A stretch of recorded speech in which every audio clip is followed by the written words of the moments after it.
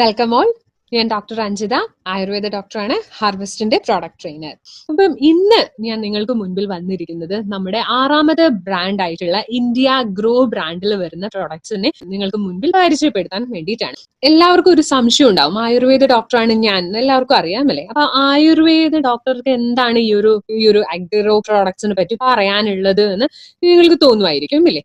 അതായത് ആയുർവേദത്തില് ഈ ഒരു കൃഷിയെ പറ്റി പറഞ്ഞിട്ടുണ്ടോ, അല്ലെങ്കിൽ കൃഷിക്ക് പ്രാധാന്യം ആയുർവേദം നൽകിയിട്ടുണ്ടോ? നമ്മുടെ ഏറ്റവും വലിയ ഒരു ഔഷധം എന്ന് പറയുന്നത് ഭക്ഷണമാണ് എന്ന് പറഞ്ഞിരുന്നു അല്ലെ. കാശ്യപ ആചാര്യൻ, ആയുർവേദത്തിലെ ആചാര്യന്മാര് പറഞ്ഞിട്ടുള്ളതാണ്, നിങ്ങളുടെ ഭക്ഷണം കൃത്യമായിട്ടാണ് എന്നുണ്ടെങ്കിൽ, അല്ലെങ്കിൽ നല്ല ഭക്ഷണം, നല്ല പോഷക സമൃദ്ധമായിട്ടുള്ള ഭക്ഷണമാണ് നിങ്ങൾ കഴിക്കുന്നത് എന്നുണ്ടെങ്കിൽ നിങ്ങൾക്ക് ഒരു രോഗവും വരില്ല. അതുകൊണ്ട് തന്നെ നിങ്ങളുടെ ഏറ്റവും വലിയ ഔഷധം എന്ന് പറയുന്നത് നിങ്ങളുടെ ഭക്ഷണമാണ് എന്ന്. ആ ഒരു ഭക്ഷണത്തെ പറ്റിയിട്ട് അത്രയധികം പ്രാധാന്യം കൊടുത്ത് പറഞ്ഞ സ്ഥിതിക്ക് ആ ഒരു ഭക്ഷണത്തിന്റെ ഉൽപാദനത്തിന് വേണ്ടി, അതായത് കൃഷിയെ പറ്റിയിട്ട് ആയുർവേദത്തിൽ പ്രതിപാദിക്കാതെ ഇരിക്കുവോ? ഉണ്ടാവില്ല അല്ലെ. ആയുർവേദത്തിലും പറഞ്ഞിട്ടുണ്ട് അല്ലെ കൃഷിയെ പറ്റിയിട്ട്. തീർച്ചയായും ആയുർവേദത്തിൽ വളരെ വിശദമായിട്ടുള്ള രീതിയിലാണ് കൃഷിയെ പറ്റിയിട്ട് പറഞ്ഞിരിക്കുന്നത്. നമ്മളുടെ അഥർവവേദം നിങ്ങൾക്കറിയാം, ഋഗ്, യജുർ, സാമ, അഥർവം. അതിലെ അഥർവവേദത്തില് 300ഓളം ചെടികളെ പറ്റിയിട്ടാണ് പറഞ്ഞിരിക്കുന്നത്. ഇനിയും ആയുർവേദത്തിലാണ് എങ്കിൽ ചെടി നടുക എന്നാണ് ആയുർവേദത്തിൽ പറഞ്ഞിരിക്കുന്നത്. പ്ലാന്റിംഗ് ട്രീസ്, ചെടികൾ നടുക.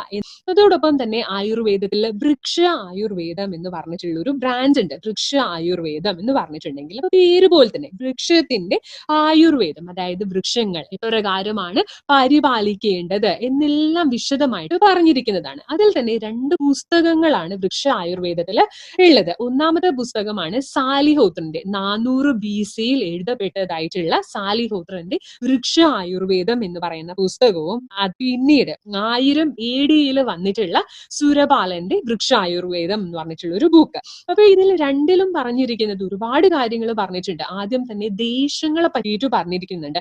3 ദേശങ്ങളെ പറ്റി പറഞ്ഞിട്ടുണ്ട്. ജാംഗമം, ആനൂപം, സാധാരണം എന്ന് പറഞ്ഞിട്ട്. അതായത് ജാംഗമം എന്ന് പറയുമ്പോഴത്തേക്കും ഡ്രൈഡ് ആയിട്ടുള്ള സ്ഥലങ്ങൾ, അതായത് ഒട്ടും വെള്ളമില്ല, ജലാംശം ഒട്ടും തന്നെ ഇല്ലാത്ത സ്ഥലങ്ങളിൽ എപ്രകാരമാണ് ചെടികളെ പരിപാലിക്കേണ്ടത്.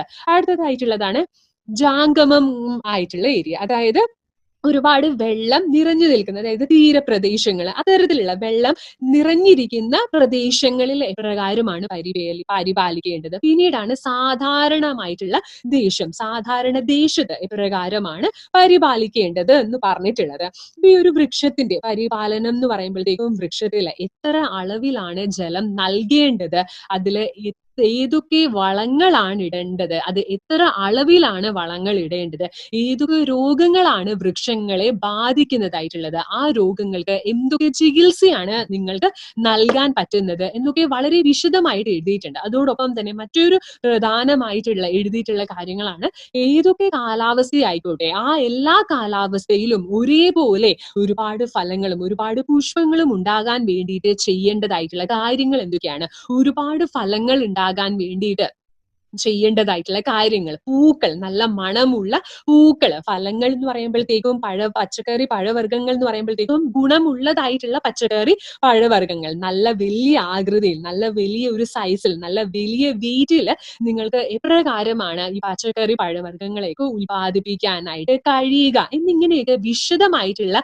വിവരങ്ങളാണ് നിങ്ങൾക്ക് ആയുർവേദത്തിൽ ഞാൻ ഈ പറഞ്ഞ 2 പുസ്തകങ്ങളിൽ നിന്നും ലഭിക്കുന്നത്. അതോടൊപ്പം തന്നെ പറഞ്ഞിട്ടുള്ള മറ്റൊരു കാര്യമാണ് കുണഭജലം എന്ന് പറഞ്ഞിട്ടുള്ളതും കൂടി പറഞ്ഞിട്ടുണ്ട്. കുണഭജലം എന്ന് പറഞ്ഞിട്ടുണ്ടെങ്കിൽ വളമായിട്ട് ഉപയോഗിക്കാൻ വേണ്ടിയിട്ടുള്ളതാണ്. അതായത് ഈ മാംസങ്ങളൊക്കെ, മൃഗങ്ങളുടെ ഒക്കെ മാംസങ്ങളും പാലും വെള്ളവും ഒക്കെ ചേർത്തിട്ട് അതിനെ വറ്റിച്ച്, അല്ലെ അതിനെ അരയാക്കിയിട്ട് വറ്റിച്ച് എടുത്തിട്ടുള്ള ആ ഒരു ജലമാണ് ഉപയോഗിക്കേണ്ടത് ഈ വൃക്ഷങ്ങളുടെ ഒക്കെ പരിപാലനത്തിന് വേണ്ടിയിട്ട്. അത് എപ്രകാരമാണ് അതിന്റെ നിർമ്മാണ വിധിയും ഒക്കെയാണ് ആയുർവേദത്തിൽ പ്രതിപാദിച്ചിട്ടുള്ളത്.